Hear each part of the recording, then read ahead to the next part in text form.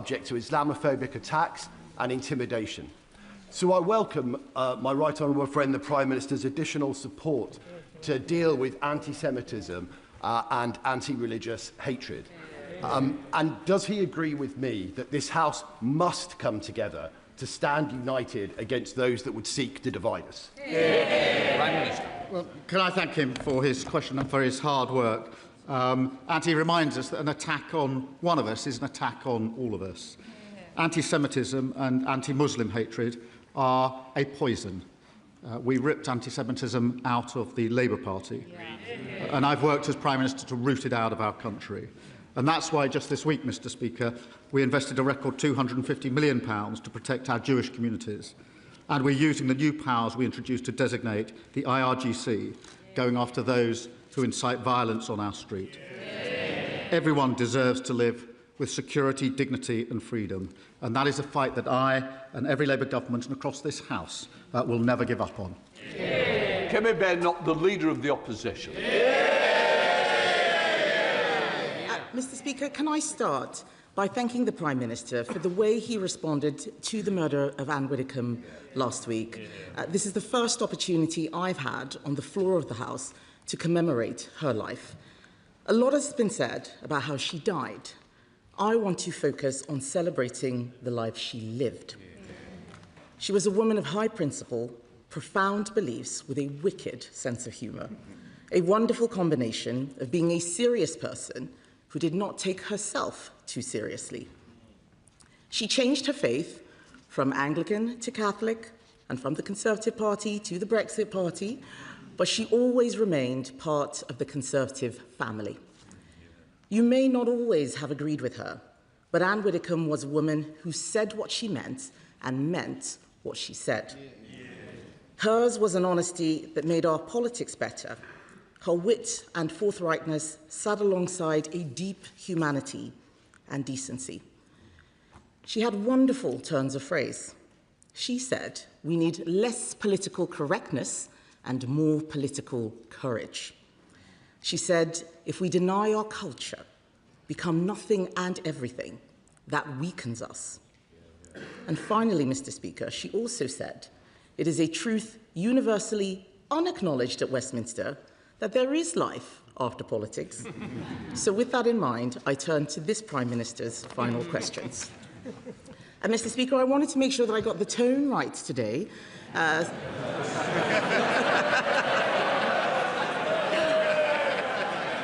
So I looked back at his final questions to Boris Johnson, and luckily for him, I plan to be much gentler than he was that day. Week after week, the Prime Minister and I have clashed at this dispatch box and rarely agreed on anything. But there is one thing I did admire. When President Zelensky was attacked in the White House, the Prime Minister showed leadership and invited him to Downing Street. That was the right thing to do. Ukraine is on the front line in the battle for freedom. So does the Prime Minister agree that cross-party support for their cause must endure? Prime Minister. Can I start by joining her in a tribute to Anne Widdecombe? I know that the hurt is keenly felt across all her friends and family, but it is particularly keenly felt by political colleagues in the Conservative Party for many years and in Reform as well. And that's why one of the first things I did on Friday was to phone the Leader of the Opposition and the Leader and Deputy Leader of Reform to express my condolences and to try to act in a cross-party manner, because I knew how much this would hurt them and their parties and many people in their party. And I thank them for taking that call in the spirit that they did last Friday. I thank her for her comments about Ukraine. We have stood united on Ukraine in this House. We supported the last government in the approach that they took, and we've taken that approach on. That meeting with President Zelensky, the day after he was evicted from the Oval Office, he left alone. He got a plane. We got him to come to London, and I asked him to come to Downing Street straight away. And I walked out to meet him. I gave him a hug, and then I showed him what was in the street, which was many people who had come thinking that he was visiting Downing Street, and the moment he got out the car, and hugged me. They cheered on the top of their voices, the British people, to tell President Zelensky exactly what they thought of him and the way that he had been treated. And that was a really emotional moment because it was the first human contact he had effectively had outside of his immediate team since he left the Oval Office. I had a meeting with him to tell him that in this country we will stand with him and Ukraine, and I didn't let him leave alone. I walked him out to his car because we don't let people in Britain walk out of our buildings alone. We escort them out. Badenoch. Can I thank the Prime Minister for that answer? And no doubt he will be disappointed that he won't be emulating his hero, Harold Wilson, in winning multiple elections. However, we all hope that he may be about to emulate him in another way, by being the Prime Minister when England win the World Cup. That is something that every single one of us in this House should get behind, especially the SNP.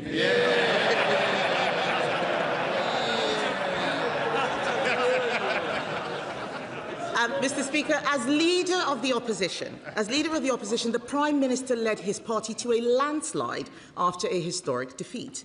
I fully intend to do the same. But if you want to lead this country, you should set out your plans to do so. We have. But one politician intends to spend the summer avoiding scrutiny, refusing to set out his plans. So does he not agree that what the country deserves is a televised debate between Nigel Farage and Count Binface? Prime Minister.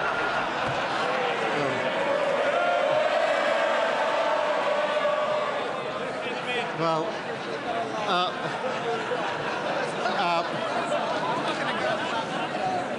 Mr. Speaker, they intend to spend the summer arguing with a bin. My advice to everyone is put your vote in the bin.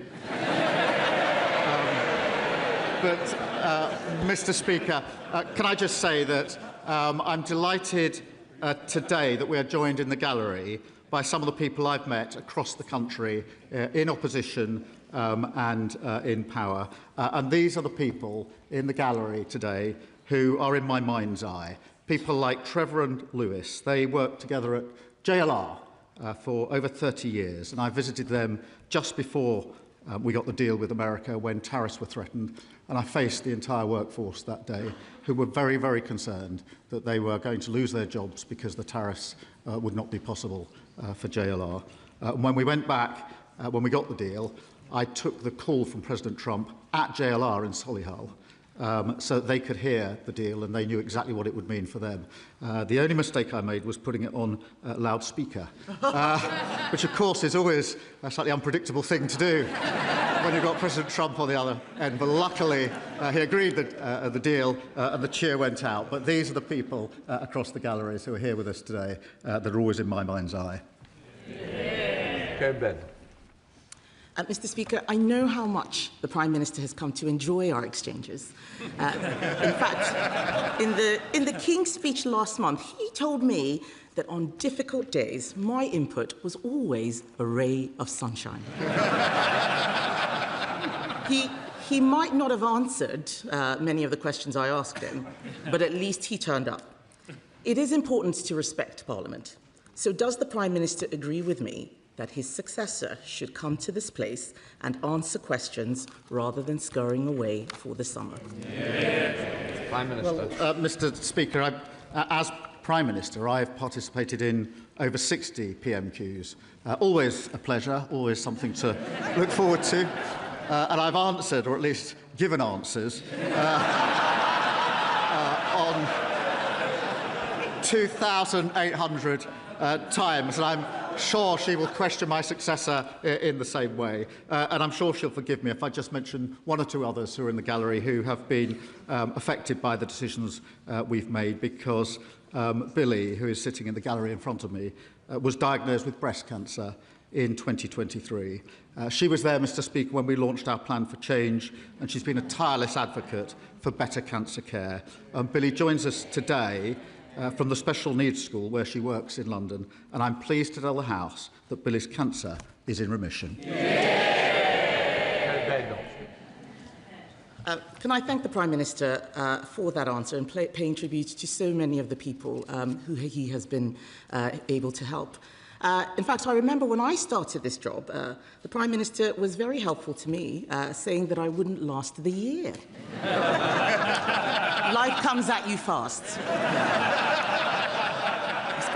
He spent a long time laughing that I'd lost control of my party. I think he should have been paying attention to his backbenchers instead of mine. But everyone in politics would do well to remember how quickly political fortunes can change. I know that he has been asked and he's being diplomatic, but on that note, does he have any advice for his successor? Prime Minister. Mr. Speaker, I will give my wholehearted support to my successor. I want this Labour government to be a success. I want our country to be a success. I shall give my support privately if asked for, not publicly when not asked for. But, Mr. Speaker, I also, if I may, wanted to draw attention to Pooja, who's with us in the gallery today with her daughter. I first met Pooja in a cafe at the back of Euston Station, and she told me about her son Ronan, who was murdered when he was 16, having just done his GCSEs. I have to say, as a father of two teenagers, I found that very hard to hear. His killer, who was also a teenager, collected a ninja sword and a machete from his local post office. He bought them online using a parent's credit card, a fake name, with no ID checks. And when I heard that, I said to Pooja that I would campaign with her to get the law changed and make a commitment and a promise to her. And that's why we passed Ronan's law, driven by Pooja's inspirational campaigning. And today I'd just like the opportunity to thank her for that. Mr. Speaker, that is a lovely statement that the Prime Minister has just made to Pooja. I'm sure the whole House will agree. I think the whole House will also agree that he gave a very diplomatic answer to the question I asked him on advice to his successor. And having heard it, I say this to Labour MPs with as much goodwill as I can muster. We have been where you are. Changing Prime Minister is not a silver bullet. Indeed, it may be that the Labour Party's troubles are only just beginning. Solving the fundamental problems in this country will require difficult decisions. And you also need to know how to get things done. The Prime Minister once said that when he pulled the levers, nothing happened. Why did he think that was? Minister. Well, Mr. Speaker, we did pull the levers. We pulled the levers to stabilise the economy, and we've stabilised the economy. We pulled the levers to strengthen our public services, and NHS waiting lists are coming down at the fastest rate for 17 years. We pulled a big lever on child poverty, and this government will be doing more on child poverty than any government ever, including previous Labour governments. We put the biggest investment into defence and security, and our international standing has been restored. But, Mr. Speaker, we also pulled the lever on the individual cases that matter, including individuals like Carla, who's in the gallery today. It was one of the parents that came to see me about online harm and the harm it can do to our young children, and that's why we banned social media for under-16s.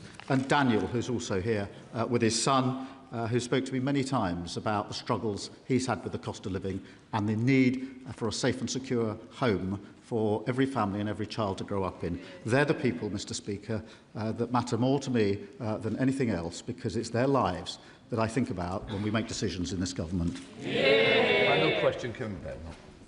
Thank you, Mr. Speaker. So for my last question, the Prime Minister may not think so now, but it is a tribute to him that not a single sitting Labour MP could beat him.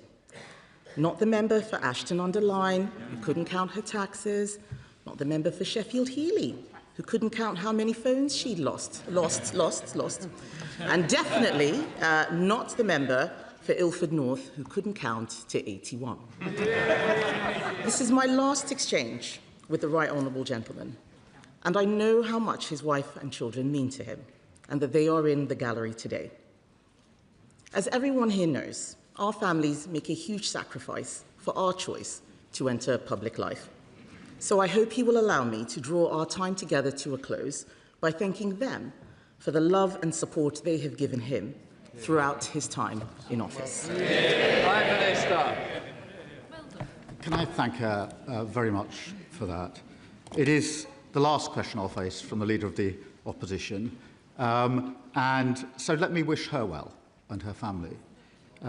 We have had robust exchanges across this dispatch box, but she has extended kindness to me privately at very difficult times, including when there was an attempt to burn down our family home, which deeply affected my family. She reached out to me. And when my brother died of cancer, she reached out to me privately, not across this dispatch box. And I thank her for that and the tribute that she's just made to my wife and children, who mean the world to me. I do thank her for that. She knows this is robust and it has to be robust, and that's the way politics is done. But the kindnesses that sit behind it privately are often just as powerful, if not more powerful, and I thank her for that. I also stood at that dispatch box, Mr. Speaker, for 4 years as Leader of the Opposition. I know firsthand it's the most difficult job in politics, and that is what she is doing. When I did so, Mr. Speaker, we had just lost the 2019 election, which nearly broke my party. It was the worst result since 1935, and we were found to be institutionally anti-Semitic. And, Mr. Speaker, I picked up our party, I turned it round, I made a promise to rip anti-Semitism out of my party, and I did. I turned my party to face the country, and we won a landslide Labour general election. And after 2 years, we've stabilised the economy. We have invested heavily in our public services. We put better protections in for children, particularly on child poverty. We've strengthened our defence, and we've enhanced our international reputation. I'm proud to leave this country in a better shape than I found it. Thank you.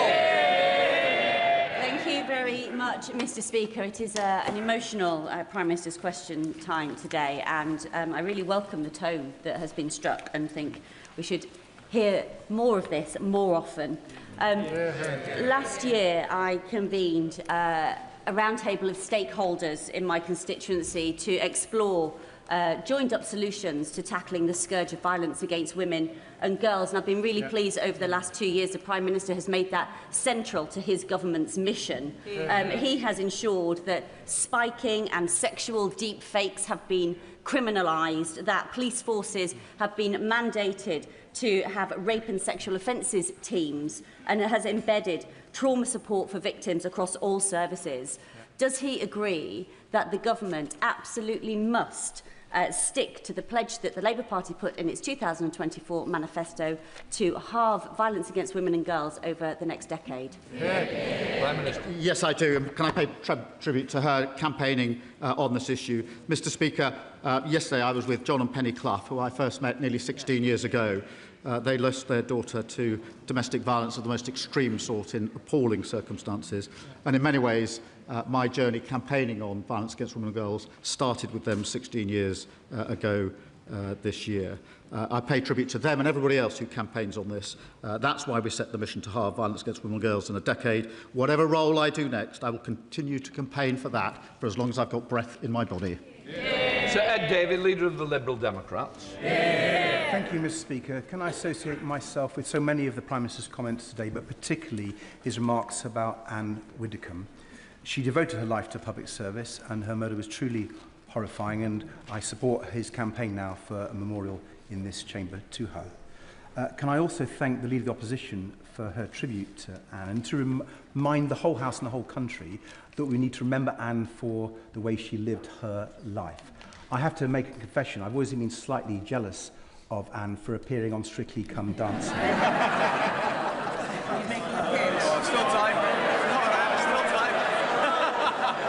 Mr. Speaker, but can I join the whole nation, and hopefully every nation, in wishing England well against Argentina tonight, after their superb win against Norway? And it's the last job of the Prime Minister to make sure we win the World Cup.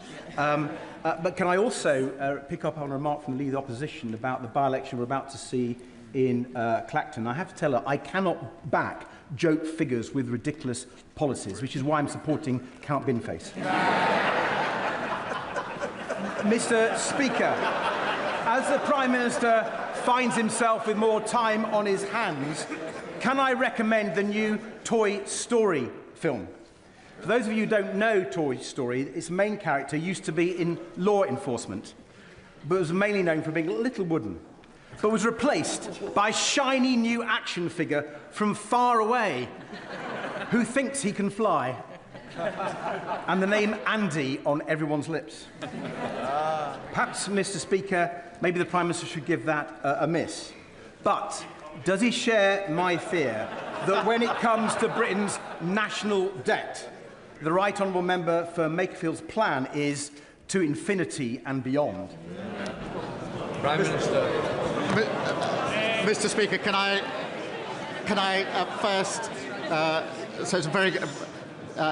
He's clearly angling to go on Strictly Come Dancing, and no doubt he'd be very good at it. And I've some good news for him, because he is, fittingly, the Right Honourable Member for Chessington World of Adventures. And I'm supposing he talks about the economy. I'm pleased to tell him that thanks to our summer savings, his family can save nearly £20 when they visit this summer.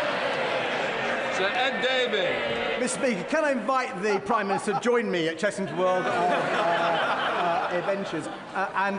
We haven't always agreed across the floor, but can I pay my own tribute? Yes, you have. I've disagreed on Europe, and I've disagreed with you on Europe. So shall I say to the Prime Minister that although we've not always agreed, I've always admired the way he has led his party.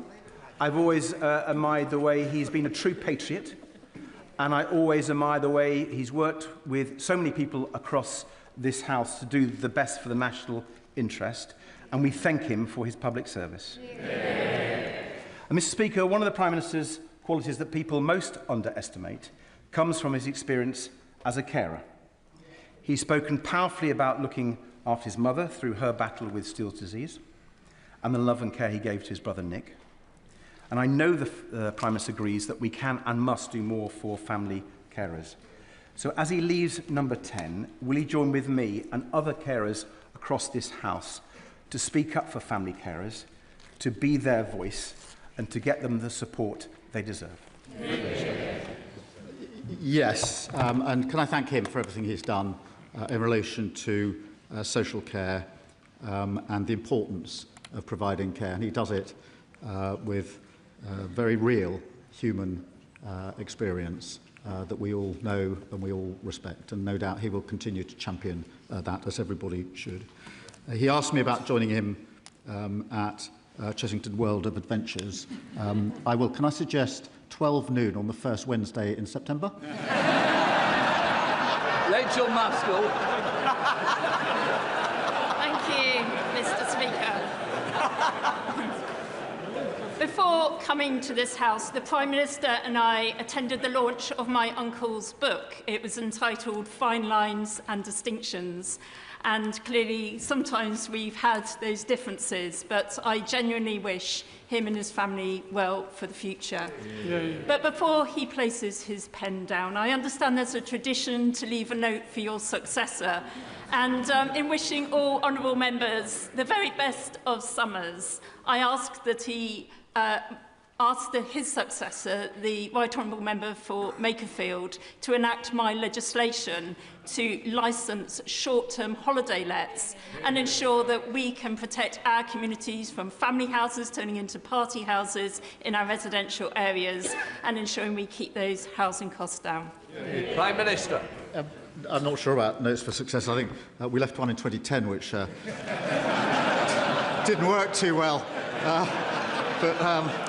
Mr. Speaker, I'm sure that my successor will look at our private members' bill, and I'm proud to have overseen the biggest boost to renters' rights in a generation. We kick-started the biggest boost to social and affordable house building, and wherever people live, they deserve a safe, secure home that they can call their own.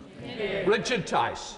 Thank you, Mr. Speaker. Whilst his own MPs may have sent him off without resorting to VAR, I have some good news for the Prime Minister. Yes, under his tenureship, 76% of England football matches have been won, which is the greatest, most successful record of any Prime Minister in history. So will he commit, in his remaining days in office to carrying out whatever meetings, reviews, motivational talks to ensure his greatest legacy on Sunday is that finally football is coming home? Prime Minister. Can I thank him for this? I mean, I'm a massive football fan, so forgive me for being a nerd on this, but we've won 22 out of 29 matches since I've been Prime Minister of the England team.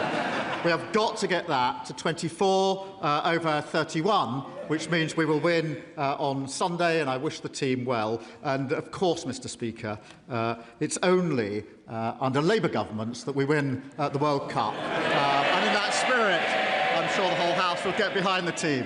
Julia Butley. Thank you, Mr. Speaker. Watching the Prime Minister secure his legacy this week with the NATO summit and the Hillsborough Law, I wondered if he wanted to make it a hat-trick and support Shrewsbury College's bid for a new construction skills centre. As the main post-16 provider in the county, our outstanding college trains over 10,000 young people and adults, both A-levels and vocational qualifications. But this year's applications are up by 15% and our buildings are full to capacity. In a rural area like Shrewsbury, with limited alternatives, hundreds of people could end up becoming NEET. Will the Prime Minister support their third attempt to secure capital funds and meet the growing need so we can open the Construction Skills Centre in September? You've got it, I've got it, you must. Mr. Speaker, I know that the college in our constituency has made a bid to the Post-16 and Construction Skills Capacity Fund to expand their provision. I've also set a target for 2/3 of young people either to go to university or to a gold standard apprenticeship, because I think we need to rebalance. We rightly applaud and put on a pedestal those that go to university. We need to do the same for those that are apprentices as well, and have a bit of rebalancing.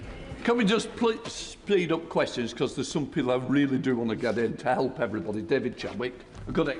Thank you, Mr. Speaker. 2 weeks ago, the news leaked that Powys Teaching Health Board is considering taking the beds out of all but 2 community hospitals in Powys, and 2,500 people have already signed my petition against those cuts. Does the Prime Minister agree with me that taking beds out of community hospitals is not a solution for the crisis in social care, and why didn't he prioritise fixing social care when he had the opportunity? Prime Minister. Mr. Speaker, I would remind him that when his party was in the coalition government, they didn't do anything about social care. They simply cut all our public services, and we had to pick up the results of that. But, Mr. Speaker, I don't know the details of the particular case he refers to, but I'll make sure he gets a better answer than that in writing. McElroy. Thank you, Mr. Speaker. Olivia is a young constituent in Darlington. Her testimony was instrumental in securing a ban on stranger contact for under-16s. She has the letter that the Prime Minister sent her framed on her wall. Olivia and millions of young people across the country will be safer because of him. And his commitment to hear the stories of ordinary people and the injustices they have faced, and then to take action, has delivered real change. Given that social media has, for better or for worse, played such an influential role on our tenure in this House, I wondered if the Prime Minister might share with all of us any of the viral moments that have had cut-through in the Starmer household. Well, Mr. Speaker, I need to tread very carefully here. I got into a lot of trouble in a primary school when an 8-year-old encouraged me to do the 6-7 thing, and the whole class joined in. It went viral, and when I left, the head teacher told me sternly that it was against the school rules. And I have to say, I was totally pathetic. I simply said, I didn't start it. It must be Alistair Carmichael on it. Thank you, Mr. Speaker. Like others, I have always respected the Prime Minister as somebody who was in politics because he wanted to give service to his country, and he's earned our gratitude for that. In my constituency, those who volunteer as Coast Guard rescue officers also do so from a wish to give service to their community. So in the time that remains for him in office, will the Prime Minister ensure that the money paid to them properly reflects respect that they earn for their service? Prime Minister. Can I thank him for this really important question? I start by wishing him a very happy birthday. But this is really important, and I want to pay tribute to every volunteer. They show incredible bravery. putting their lives at risk to save others. Our guiding principle is making sure we respond to this complex case by properly recognising their vital work. Ministers will continue to work with all parties, the Coast Guard Rescue Service and volunteers, to respond to their concerns and to get this right. And he's absolutely right to raise this very important issue. We'll be on it. Lord Ham. Thank you, Mr. Speaker. And can I pay tribute to the Prime Minister for his steadfast leadership in the face of two major conflicts? My right honourable friend's efforts to successfully marshal international support for Ukraine and his work to ensure that our armed forces are not sucked into an aimless and dangerous war with Iran could prove, in fact, I believe will prove, to be his most important legacy.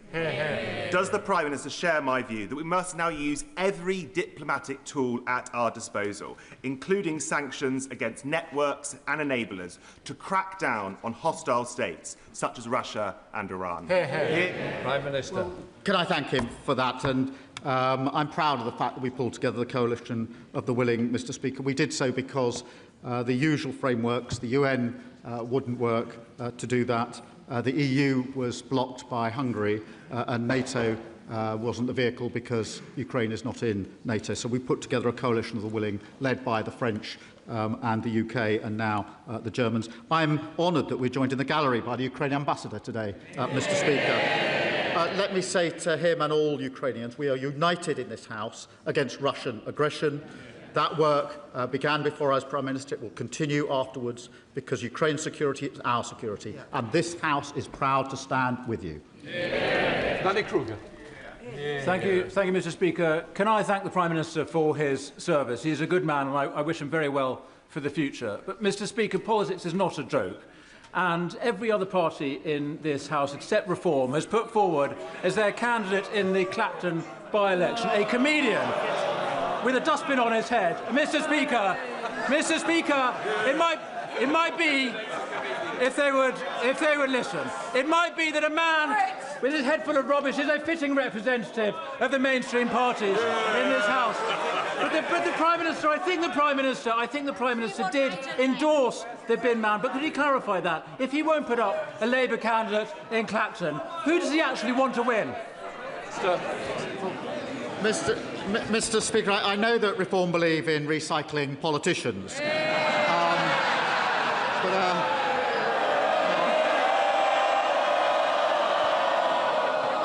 I wonder that's if he really thought spending his summer arguing with a bin was what he had in mind when he defected to the benches up there.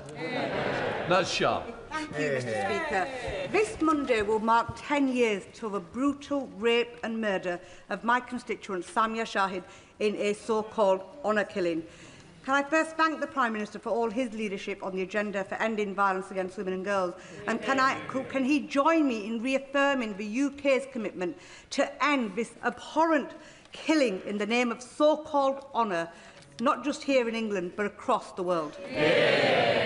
Well, can I pay heartfelt tribute to her for everything she has done to campaign and draw attention to this issue, and the very powerful and personal way in which she argues it. And when she spoke in this House earlier this year, it was compelling for all of us for all the right reasons. And I thank her for that. And I know she will continue to do so for many, many years to come, and right so, and thank her.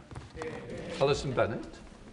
Thank you, Mr. Speaker. I'd like to put on record my appreciation for the hard work of the Prime Minister's ministerial team in DEFRA in tackling the absolute failings of South East Water. But last Friday, 1,200 pupils at Downlands Community School in Hassocks were sent home because they had no water. For those children, for their parents, for their teachers, it was another reminder of South East Water letting communities down. I'm sure the Prime Minister would agree that something as basic as turning on the tap should never be in doubt. So, before new housing developments are approved, does he agree that water companies should be compelled to confirm that they have the capacity to provide a reliable water supply to those new homes? Well, this incident is completely unacceptable, and every customer deserves reliable, resilient services, particularly during extreme heat where there's a risk to public health. The Water Minister has met the company's leadership to demand improvements and will follow up in that way. Whereas, Mr Speaker, even GB News is now admitting that with small boat crossings down more than 40% this year, the Prime Minister's strategy to smash the trafficking gangs is working. With the costly fiasco of the Conservatives' Rwanda scheme long behind us and our relationship with our nearest neighbours and friends in France rebuilt, does the Prime Minister think that now is the time to establish a safe and legal route between Planet Sigma 9 and Clacton? Prime Minister. Well, Mr Speaker, I am pleased that net migration is down 82%. Small boat crossings are down 40%. The asylum backlog is down. We're closing asylum hotels, and we deported 70,000 people with no right to be here. That's what this government's delivering. Mr Speaker, books are going to be written about how a mayor of Manchester has managed to outmanoeuvre a sitting Prime Minister with a 170-seat majority and take the keys to number 10.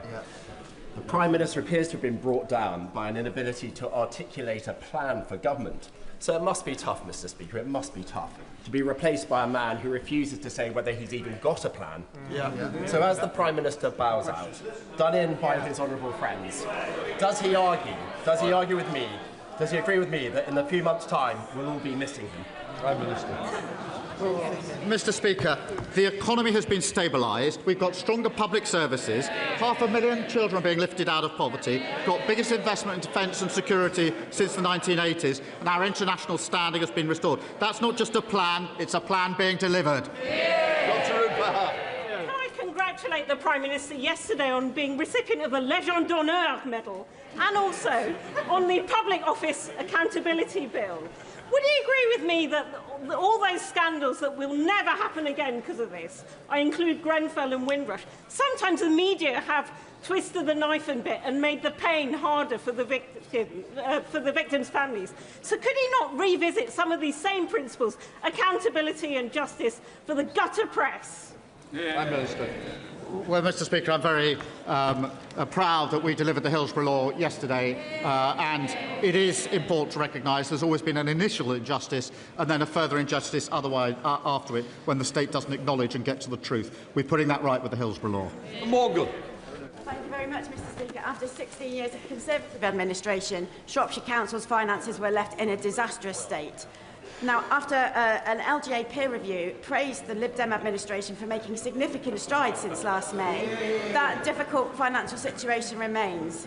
The Right Honourable Member for Makerfield has promised Manchesterism for the rest of the country, but will the Prime Minister join me in urging him to remember that the rest of the country doesn't all look like Manchester and rural areas need a fair deal too? Prime Minister. Mr Speaker, she's right to raise rural areas, and that's why we put record investment into our local authorities and into our NHS across the country, including in Shropshire. Joanna Baxter. Thank you, Mr Speaker. My constituent and Scottish football superfan, Craig Ferguson, has just returned home after working for 108 days across 3,000 miles in the United States to raise funds for Scottish Action for Mental Health. He's raised over £1 million. I know this is an issue the Prime Minister cares very deeply about. Can I thank him for his leadership? And will he join me in congratulating Craig and everyone who supported his actions to raise money for mental health? Well, can I join her in praise and pay tribute to Craig? I believe there's a famous Scottish song about walking 500 miles and then another 500, but to surpass that is an amazing achievement. We all pay tribute. Forster. Thank you, Mr Speaker. We've all enjoyed watching England's success in the World Cup in the last few weeks. As his last act as Prime Minister before he leaves office, will he agree to grant us a bank holiday so we can celebrate England's win? Prime Minister. Well, Mr Speaker, I've been careful not to tempt fate and jinx the result, and I'm a passionate Arsenal and England supporter, and I've watched many games, agonising moments. But, Mr Speaker, on the question of a bank holiday, he should ask me again on Sunday. Mr Speaker, second time. The Prime Minister won't need reminding about. The Prime Minister won't need reminding about Arsenal's success in the Premier League last season, and my right honourable friend, the member for Makerfield, won't want reminding that Everton, unfortunately for him, came 13th. But what neither of my right honourable friends may know is the UK finished 20th in the Corruption Perceptions Index, well within the relegation zone. At the Prime Minister's request, last week, the Ethics and Integrity Commission produced a comprehensive set of recommendations to tighten up rules around lobbying.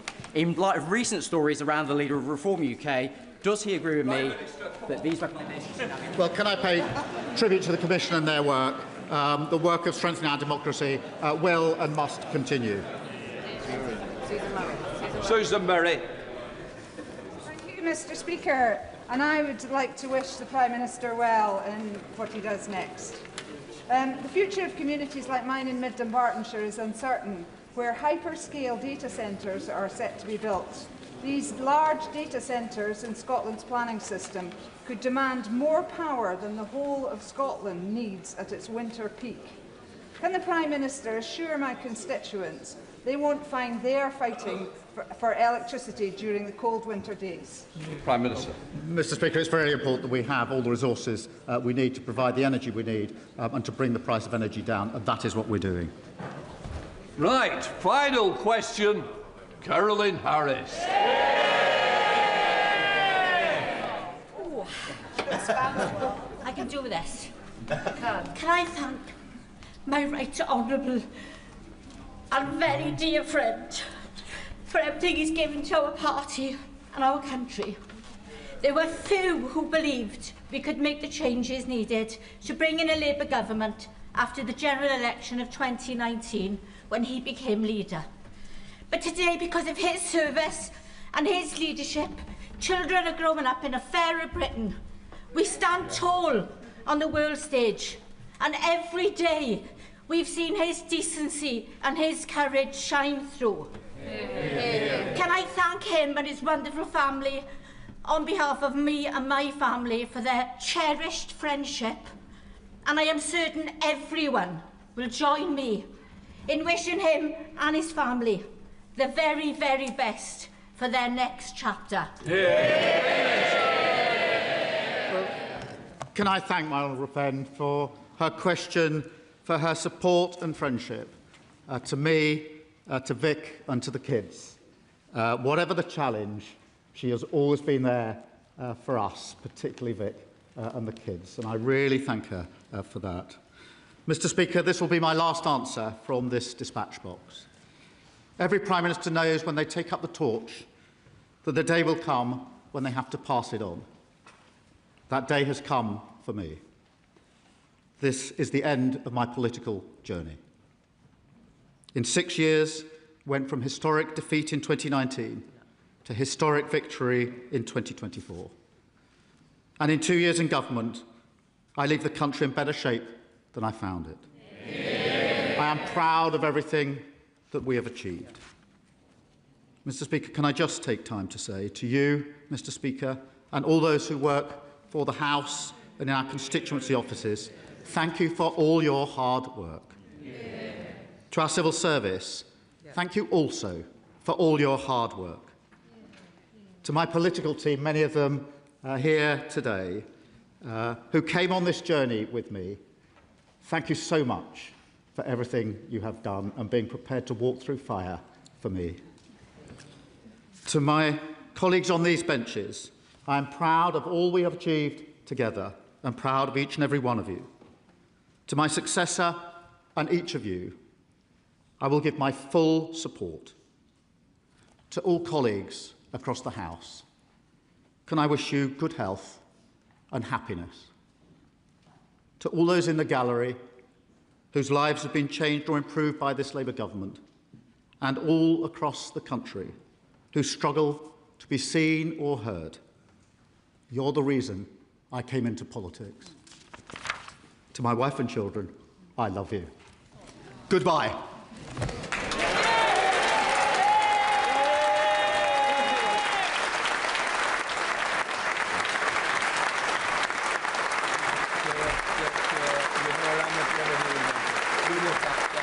You're bringing that perform. Your choice.